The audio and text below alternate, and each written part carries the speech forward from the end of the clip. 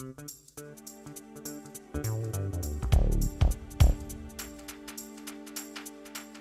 everyone and welcome to FiST Chat, the podcast that features discussions on the topics of film, science and technology.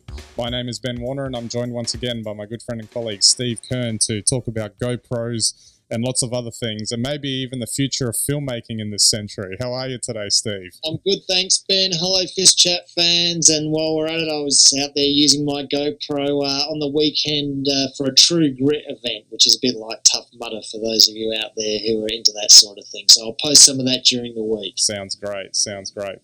Before we get into all of that, don't forget our website, fistchat.com, FISTCHAT.com. You can get all our links there. You can subscribe to our audio via iTunes, RSS and Feedburner, and our videos on YouTube, Vimeo and Digicosm TV, so make sure to check them all out there. We've got our social media feeds, Twitter, Google+, and Facebook. I'd love to hear from you. Our ebook, The FiST Report, is available at fistreport.com, so only 99 cents and a nice little read, and it helps to support us to do the show.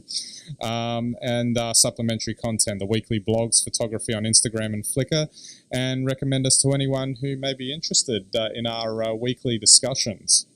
Alrighty, so we'll get straight into it, and we're going to talk about a couple of different things. I mean, we'll start off with the GoPro cameras, which we've spoken about before on FiST Chat. And the reason why we're bringing it up this time is that we came across a rather entertaining film made with a GoPro. I suspect it wasn't entirely filmed as it was. I suspect there was some digital trickery in there somewhere. But one thing it did highlight to me was this film, it was titled, Now This Is How You Should Use a GoPro, and essentially it was a 5-6 minute action film of a guy escaping an interrogation.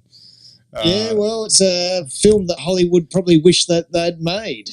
I was just surprised that, we'll throw this up on our link, on our social media feeds, I should say, so you can have a look yourselves. I was just astonished at the quality of it and the amount of work that went into all the effects in it, really, because it all just looks like it happened too. That's the genius of it.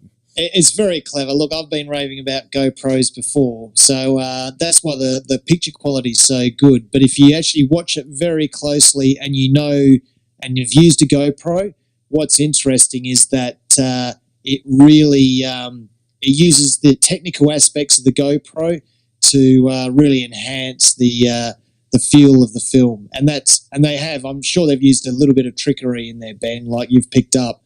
But it's using the way the GoPro sees the world to make the most of it.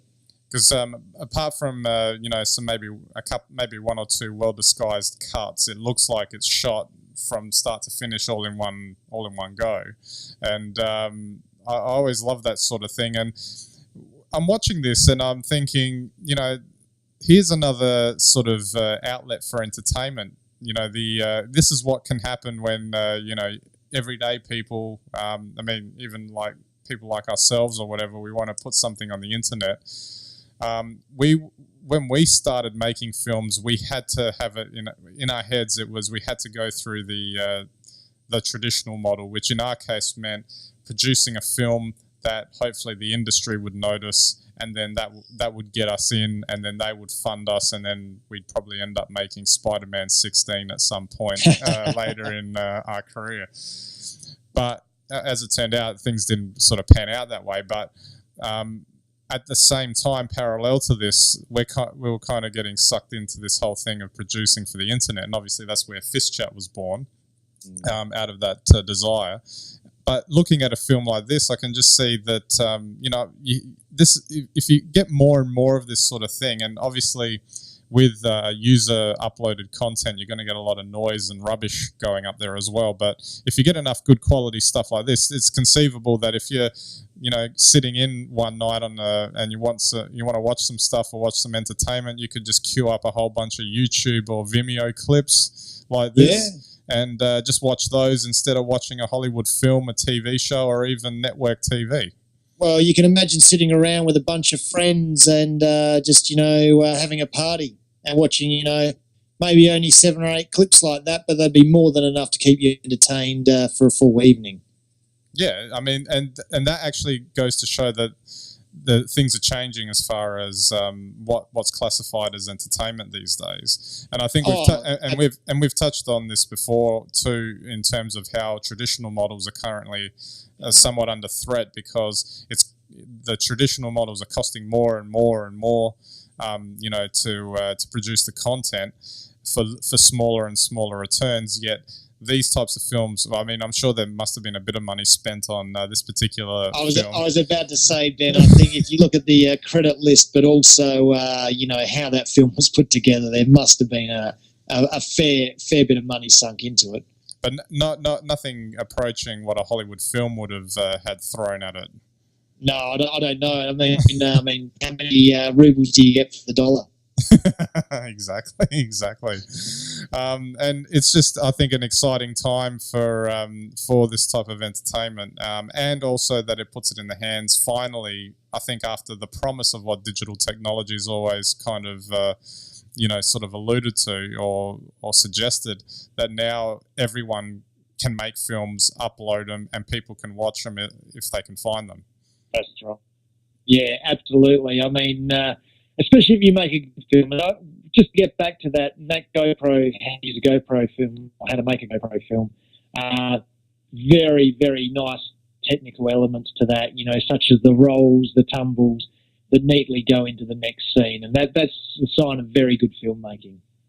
I guess maybe just looking at this from another perspective, you can't beat the marketing power that Hollywood or music labels or network TV has, and that's how they can put content in front of so many people. And that's really the only sort of hindrance, I think, to any user-generated content that goes up onto a site like YouTube or Vimeo or whatever. And if that sort of hurdle can be overcome in some way, that might be the final icing on the cake for this type of content, wouldn't it? I agree with you. It's interesting. Foxtel in Australia, which is part of News Corp, this week came out and sort of said that that's the pay-for model now is, really starting to take on. People are willing to pay for content, especially, and also the download, instant download. So we see something on television and you can download it in bulk the next day. I wonder if they'll ever consider taking some of this sort of content and just throwing it in there, or even purchasing it for user experience, whether they'll ever go shorter formats in the on-demand sector. What do you think? Well, they're all ones and zeros, aren't they? So whether it comes from some high-end production house or someone's backyard kind of thing, as long as there's that potential for it to entertain, and I guess this is where the judgment of the people at the distribution company comes in. If they think that someone, I guess even though he, the old Gangnam Style thing, even though he was well known in Korea, obviously someone thought that music video was going to appeal to a mass audience, and they were completely right, weren't they? Well, actually, that's a very good point, wasn't it? Was it a music video, or was it a short film, short musical? We'll never know, and I'm sure. I don't think he knows. Ask Sai. I think what did he say? He said, people are doing this. I just did this music video and uploaded it. Exactly. Yeah. All right, we'll move on to our news bites, and we're sticking with the film side of things. The logic of rendering movies in the cloud. This is from The Age. I thought this was quite interesting. The idea of helping using public cloud computing services to help render visual effects in future blockbuster movies. And they're talking about the company, Australian company Animal Logic, who have a lot of supercomputers and all that sort of thing for this type of rendering. And now this idea of using cloud-based computing, it's interesting. Or is it that... or is this just a stopgap until the computers get even more powerful? Well, I don't know, Ben. Is this just a way to save money on power? It costs a lot of money to run a supercomputer. Well, I'm just wondering with the types of calculations that would be required to render these things, whether they'd crash the cloud when trying to render these things. I agree. I find it very interesting, the whole notion of that, because Australia doesn't have a surfeit of bandwidth. So it's not exactly as if, cloud computing, with uploading and downloading a whole lot of data is really, I wouldn't have thought it was so feasible on the sort of calculations they're doing. But maybe once they get the information up there, those ones and zeros up there, they can just keep them up there and use cloud sourced power to do the calculations. Well, I guess I don't know if this is exactly the same thing, but on the other end of the scale, I know Vimeo's introduced those features where you can actually edit after you've uploaded the video. It's before you put it out, and add effects and all that sort of thing, kind of like what you would do with an Instagram photo, but with video. Well, that's interesting, because Google was looking at that for some Mashable sorts of situations a year or so ago, but that hasn't really taken off either, so I wonder. Oh, well, we'll have to wait and see how that goes. If the cloud goes down one day, we'll know who to blame. All right, our science news bite. Milky Way's black hole catches itself a snack from CNET. Now, the supermassive black hole at the center of our galaxy has been spotted slurping up a cloud of hot gas that is falling into it. Thanks to infrared imaging, NASA's Herschel Observatory has seen in detail a cloud of extremely hot gas that is orbiting or falling towards the black hole and being swallowed by it. I always see these things and I just wonder why Hollywood can't make a decent sci-fi film, because it's all this stuff is happening around us and it's great. And the other, that's more on the funny side, but on the serious side, I think it just kind of highlights how powerful the forces are out there in the universe. Well, you'd think that things like that would make a good topic for a sci-fi film, rather than us just having to go to cowboys in space with every sort of sci-fi title. But I don't know, Ben, you seem to be a little bit up on this topic. Oh, yeah, absolutely. I kind of like, I always have a fascination with, these types of stories, because, it kind of puts you in perspective as to what's happening around there and what's going out there. And I think the thing is that because we've got our day-to-day lives that we live here and we never see any of this sort of thing, it puts you in perspective as to how the whole thing works. Well, that's right. And it does sort of put everything in perspective. And there are a lot bigger things going on than humanity in the universe, in the galaxy for that matter. Absolutely. And finally, our tech news bite. And this is always amusing. Australian government eyes Google, Apple tax avoidance from CNET. Tech companies are likely to be the focus of an Australian government review into the taxation of multinational corporations, where profits are sent into other countries with a lower tax rate than Australia. The so-called double Irish-Dutch sandwich method of funneling money through other countries from Australia in order to pay a lower tax rate has been a focus for the government for the past few months, amid significant tax revenue declines. I'm sure we'll find out in the budget this week how badly that will be. But I think Microsoft was also called before the committee, so to speak, some time ago. I think, if the dollar was 70 cents US, that probably wouldn't be a problem. But, at parity, it's maybe they have something to answer for. Well, I think it's no secret that we're in tough global economic times. Every government is going to look for revenue in tax. 10 years ago, who would have cared? Now they care big time.